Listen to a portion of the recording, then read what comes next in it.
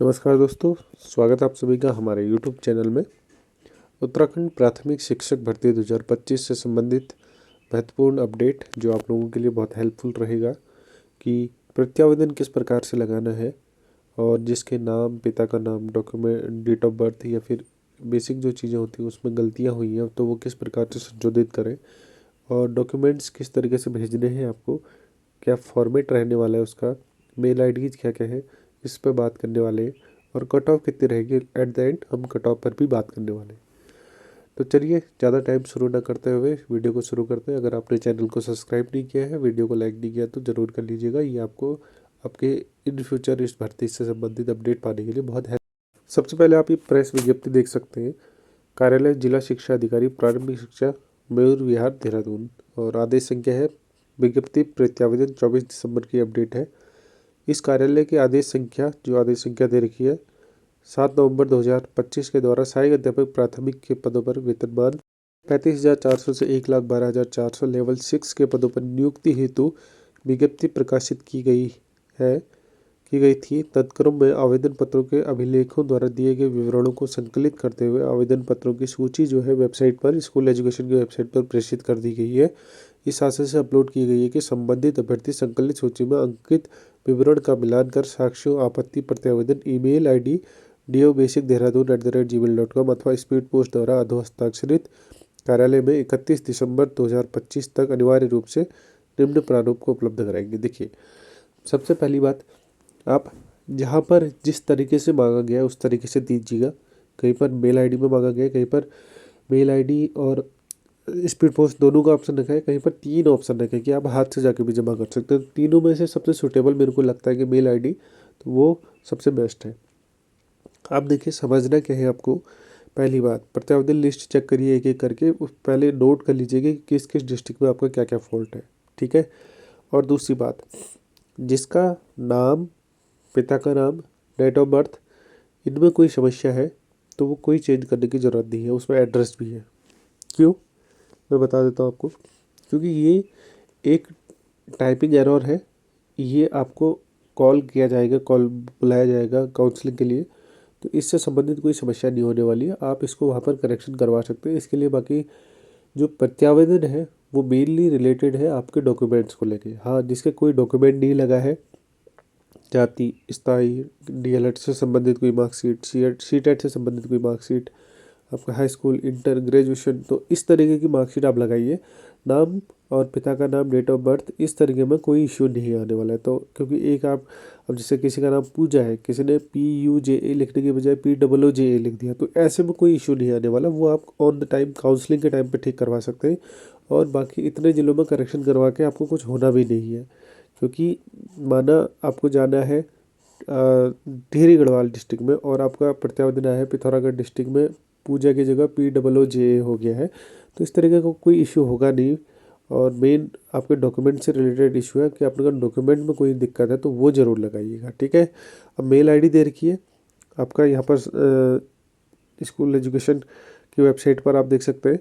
और उसके बाद हर डीओ ने अपनी विज्ञप्ति के साथ अपनी अपनी मेल आईडी जरूर मेंशन कर रखी है। आप देख सकते हो ये अल्मोड़ा का है, उसके बाद आपका ये चमोली का है, चमोली में भी मेल आईडी दे रखी है चमोली बेसिक 2025@gmail.com।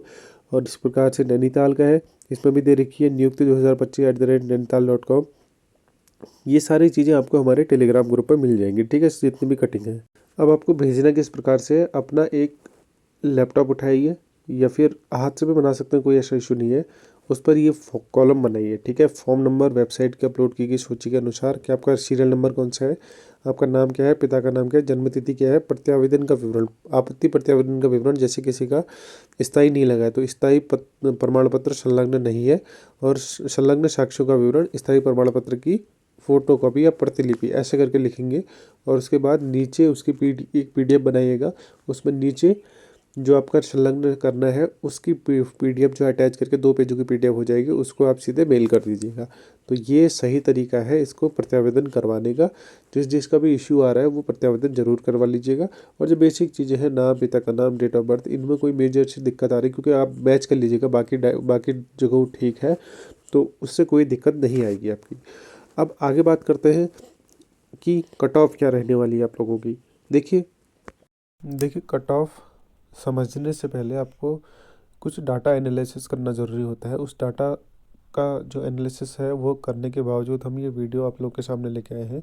मैंने एक डाटा पहले भी एनालिसिस किया था, उसके कट ऑफ की वीडियो बनाई हुई है ऑलरेडी। तो मुझे लगता है कि वो कट ऑफ की वीडियो एकदम एक्यूरेट होने वाली है। फिर भी मैं आप लोगों के लिए ये चीज़ें दोबारा रिवाइज करने जा रहा हूँ। देखिए, लगभग आपके फॉर्म 6,500 के आसपास पड़े, तो हम ऑन एन एवरेज 6,000 फॉर्म ले लेते हैं पर जगह, ठीक है। अब इसमें क्या है कि साइंस वाले बहुत कम है एज़ कम्पेयर टू आर्ट्स, ठीक है। तो 2,000 के आसपास इसमें साइंस वाले हैं और 4,000 के आसपास इसमें आर्ट्स वाले हैं, ठीक है। तो आर्ट्स वालों की मेरिट क्या रहेगी और साइंस की मेरिट क्या रहेगी, मैं आप देख सकते हैं। अब देखिए, साइंस और आर्ट्स में जो मेजर डिफरेंस होता है वो कुछ इस प्रकार से होता है कि स्टार्टिंग में साइंस के बच्चे जो है अच्छी मेरिट पे रहते हैं, उसके बाद नीचे नीचे भीड़ कम होने लगती है। लेकिन आर्ट्स में स्टार्टिंग में कम मेरिट पे रखती है, नीचे नीचे नीचे भीड़ ज़्यादा होने लगती है। तो इस तरीके का जो साइंस और आर्ट्स का डाइवर्जन रहता है वो थोड़ा इस प्रकार से रहता है।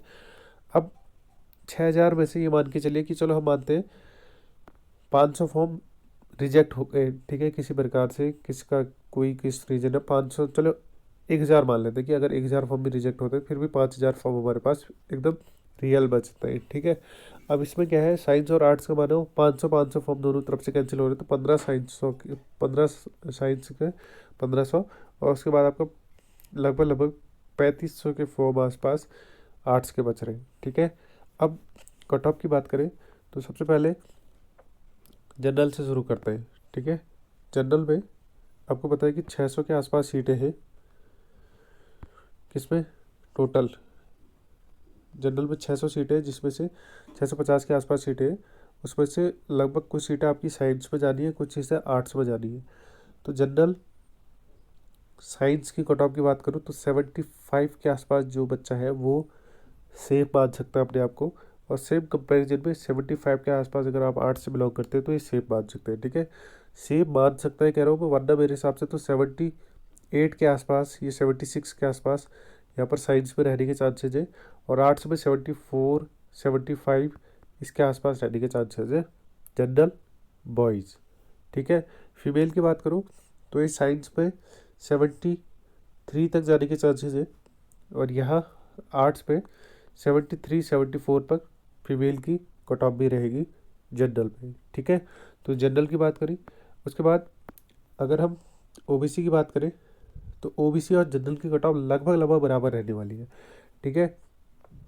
75 मान के चलिए साइंस में और 75 भी आर्ट्स में, ठीक है। 75 आपका एक सेफ जोन मान सकते हो, उससे ऊपर वाला अगर आप 78 79 76 इस प्रकार से वो कर रहे हो, वरना उसके नीचे का थोड़ा रिस्की जोन है। फिर नीचे जितना नीचे नीचे गए वो फिर सीटों पर भी डिपेंड करता है कि किस प्रकार से कितनी सीटें आपका जनरल में ओबीसी की गई, एससी की गई, कितने लोगों ने सीट ऑक्यूपाइड करी। तो इन सब चीज़ों से बहुत फ़र्क पड़ता है, ये पर काउंसलिंग पर डिपेंड करेगा कि किस तरीके से होना है करके, ठीक है। तो ओबीसी में 75 मान के चलिए, और 75 मेल के लिए, और 73 के आसपास फीमेल का हो जाएगा, 70 के आसपास आपका फीमेल में आर्ट्स में हो जाएगा, ठीक है। तो ये ओबीसी की कट ऑफ रहेगी। और आगे बात करते हैं ईडब्ल्यूएस की। ईडब्ल्यूएस की कट ऑफ ओबीसी से भी कम रहने वाली इस बार, ठीक है। तो आपका ये मान के चलिए 72 के आसपास साइंस में और 70 के आसपास आर्ट्स में ये सिलेक्शन हो जाएगा आपका। और आपका फीमेल की बात करें तो फीमेल भी 70 और यहाँ 68 मान के चलिए आर्ट्स में। तो इस तरीके से सिलेक्शन हो जाएगा आपका, ठीक है। आगे बात करते हैं एससी और एसटी की। एससी की बात करें तो आपका एससी की सीटें अच्छी हैं, क्योंकि आपको देखा होगा 47 सीट्स आपकी देहरादून में एक तरफ एससी की है।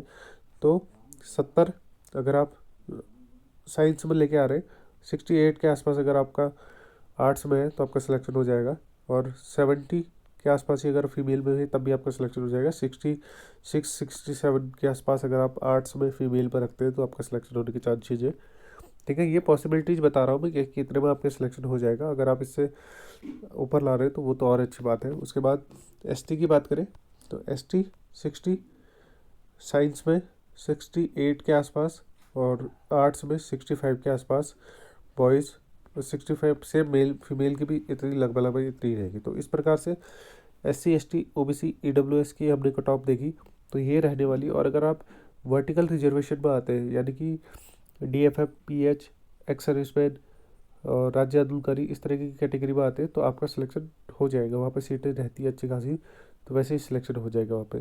तो ये अप्रॉक्सीमेटली कट ऑफ है डाटा को एनालिसिस करते हुए। हाँ, इससे इतर जो जनरल के बच्चे हैं उनके लिए थोड़ा रिस्की इसलिए हो सकता है क्योंकि बहुत सारे बच्चे जनरल की सीटें ऑक्यूपाइड कर रहे हैं, तो वो 75 से आपको 77-78 के आसपास देखने को मिल सकती है साइंस और आर्ट्स में दोनों, क्योंकि वो सीटें ऑक्यूपाइड होंगी ओबीसी एससी एसटी ईडब्ल्यूएस के द्वारा टॉप की जो सीटें रहती है, और टॉप में बहुत बच्चे हैं वहाँ पर, ठीक है। 93 से आपका गुणांक शुरू हो रहा है और फिर आप देख सकते हैं कि नीचे नीचे नीचे को आते हुए किस तरीके से लाइन लगी हुई है। मतलब ये मान के चलिए कि आपका 85 पर आपके 400 से ऊपर बच्चे हैं 85 गुणांक पे, ठीक है, साइंस और आर्ट्स मिला के। तो ये देखने वाली बात होगी कि अब होता क्या है। बाकी काउंसलिंग वगैरह की प्रोसेस अभी डिसाइड नहीं हुई है। 31 तारीख तक आपकी प्रत्यावेदन है, कहीं पर 29 है, कहीं पर 30 है, कहीं पर 31 है। तो ये मान के चलिए कि 31 तक आपका प्रत्यावेदन चल रहा है। उसके बाद 4 से 5 दिन, मतलब जो अगला हफ्ता आएगा, वो खुद के प्रत्यावेदन को एनालिसिस करने में कौन से डाटा आया है, क्या क्या चीज़ें आई हैं, उनको उसको सेट करने में, क्योंकि 6000 फॉर्म है, मान के चलिए कि 2000 पर भी प्रत्यावेदन है, उसमें से 1000 लोग भी भेजते हैं, तो हज़ारों का डाटा सीक्वेंस वाइज लगाने में तो उनको टाइम लगेगा।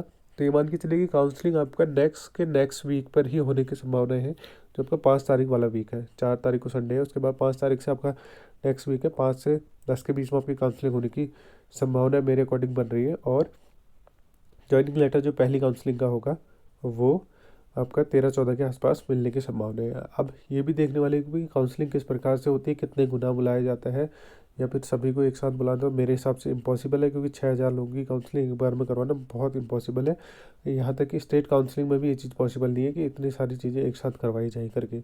और स्टेट काउंसलिंग का कोई प्रावधान भी नहीं है, क्योंकि नियुक्ति अधिकारी डीओ होता है, तो ये चीज़ें एक नेक्स्ट लेवल इम्पॉसिबल हो सकते हैं। सबसे बेटर ऑप्शन यही लगता है कि कहीं पर 2 गुना, कहीं पर 3 गुना इस तरीके से बुलाया जाए, तो ज़्यादा से ज़्यादा सीटें भी आपकी भरी जाए और सभी अभ्यर्थियों को इसका लाभ भी मिल पाए। तो ये थी आज की अपडेट। अगर आपको वीडियो पसंद आए तो वीडियो को लाइक करिएगा, प्रत्यावेदन जरूर लगा लेना अपना, जिसका जिसका दिक्कत है अपने उस दिक्कत को सॉर्ट आउट जरूर कर लेना, और सभी डिस्ट्रिक्ट में अपने अपने नाम जरूर चेक कर लेना, ठीक है। ये थी आज की अपडेट पसंद आए तो वीडियो को लाइक करिएगा। कोई प्रश्न सुझाव हो तो कमेंट बॉक्स पर कमेंट जरूर कर सकते हैं। चैनल को सब्सक्राइब करिएगा ऐसी मोर इन्फॉर्मेटिव वीडियोज़ पाने के लिए। थैंक्स फॉर वॉचिंग, मिलते हैं नेक्स्ट वीडियो में, तब तक के लिए बाय।